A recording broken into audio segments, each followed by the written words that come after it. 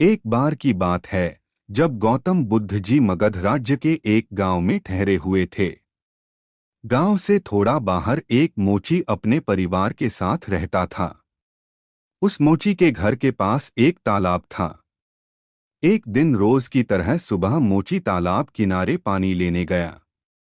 वहां उसने तालाब में एक बहुत ही अद्भुत पुष्प देखा। वह पुष्प देखने में बहुत ही सुंदर था और चमत्कारिक भी प्रतीत हो रहा था। मोची ने तुरंत ही अपनी पत्नी को बुलाया और वह पुष्प उसे दिखाया।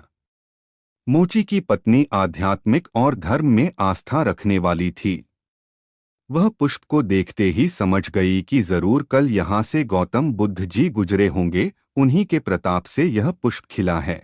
पुष्प को चमत्कारिक मानकर मोची ने एक योजना बनाई। उसने अपनी योजना के बारे में पत्नी को बताया कि वह इस पुष्प को राजा को देगा और उनसे खूब सारी स्वर्ण मुद्राएं लेगा। उसकी पत्नी ने भी सोचा कि यह पुष्प उनके किसी काम का नहीं है, इसे राजा को ही दे दो, कम से कम कुछ कमाई तो होगी। पत्नी की सहमति के बाद मोची राजमहल की ओर निकल गया। राजमहल के रास्ते में उसे एक व्यापारी मिलता है। मोची के हाथ में पुष्प देखकर वह रुक जाता है। वह मोची से पूछता है कि भाई, ये पुष्प लेकर कहाँ जा रहे हो? मोची कहता है कि मैं यह पुष्प लेकर राजा के पास जा रहा हूँ।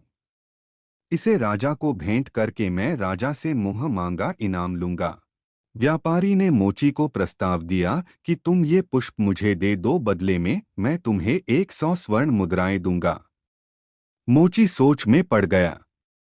उसने सोचा कि जब व्यापारी इस पुष्प के लिए 100 स्वर्ण मुद्राएं दे रहा है तो राजा तो और ज्यादा देगा।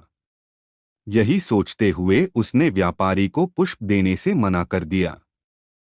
थोड़ा आगे चला ही था कि उसे रास्ते में राजा आते हुए नजर आए, जो गौतम बुद्ध के दर्शन के लिए जा रहे थे।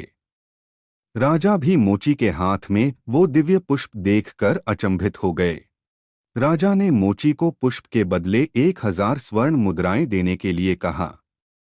यह सुनते ही मोची के मन में एक अजीब सी चेतना आई और वह राजा को पुष्प न देकर दौड़ता हुआ सीधे महात्मा बुद्ध के पास जा पहुंचा।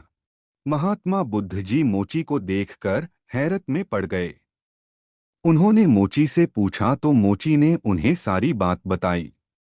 इसके बाद मोची ने वह पुष्प महात्मा गौतम बुद्ध के चरणों में अर्पित किया और उनसे कहा कि पहले तो मेरे मन में पुष्प को देखकर लालच आ गया था, लेकिन अब मैं समझ गया हूँ कि जिसकी छाया पड़ने से ही एक पुष्प इतना दिव्य हो गया हो, अगर उसकी शरण में मैं चला जाऊं तो मेरा जीवन भी धन्य हो जाएगा। इसके बाद वह आजीवन महात्मा गौतम बुद्ध का शिष्य बनकर रहा। कहानी से सीख: इस कहानी ने हमें सिखाया कि हमारी जिंदगी में हमें बहुत से चीजें अपनी तरफ आकर्षित करती हैं, लेकिन हमें उनके लालच में न फंसकर अपने ज्ञान का प्रयोग करके जीवन में सही राह को चुनना चाहिए।